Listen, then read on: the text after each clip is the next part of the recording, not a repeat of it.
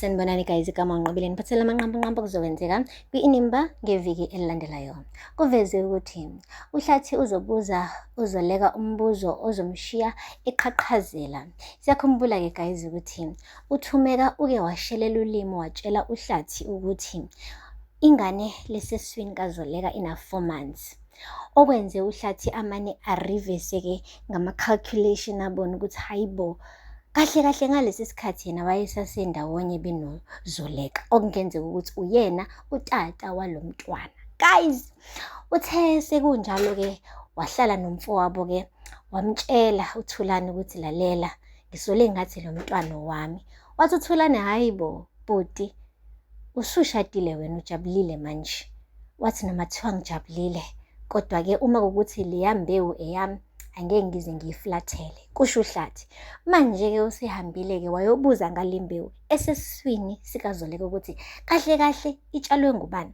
Manje-ke guys, lokho kuzokwenza ukuthi uZoleka ashawe luvalo, ngoba uyazi vele ukuthi ngampela leya ngane kaHlathi akusiyena kaLazarus. Kanti uzothi memtshela uLazarus ebese-ke bobabili-ke baqala-ke manje bangasahlaliseka neze kahle, ngoba bayabona ukuthi ngathi le mfihlo yabo izosheshe iputshuke.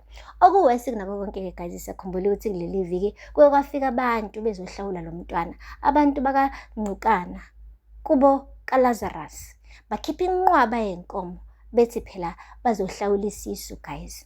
And umndeni wakaBhikitsha bekade uproud, kubonakala nje ukuthi bayayiqhenya ngentombi yabo ukuthi hayi ayizuzalela nje uSikhotheni, kanti abazi ukuthi hey, kwaleyo ngane akusiyona inhlobo ekaLazarus. Guys, akupheli-ke lapho, kuphinde-ke kwavezwa ukuthi kuzoba khona-ke umcimbi wesintu ozowenzelwa lo mntwana lo, okuzokwenza ukuthi-ke manje uZoleka asabe ukuthi uzothi kuyenziwa lo mcimbi ebese kuyavela ukuthi le ngane le akusiyona kahle kahle ekaLazarus. Guys, siyazi-ke ukuthi-ke uma uphila isintu kuye kufike ngisho izangoma, abantu ababonayo beprofethe la beveze amaqiniso. Manje-ke mekuwukuthi ngampela umndeni wakaNgqukana ustrict ngaleyo ndlela, mhlampe kukhona usiko kumele abalenze, lo mntwana lo usengcupheni, ngoba phela obviously akusiyena kaLazarus. Usezosaba-ke kakhulu uZoleka kunakuqala, ezefisa sengathi angamane libhadlaze iqiniso emndenini wonke nje, asale sesho ukuthi hayi le ngane akusiyona kaLazarus ekaHlathi, ukuze phela umntwana aphephe, angagcini sethola amachaphazelo ngenxa yamanga kaLazarus benaye-ke uZoleka.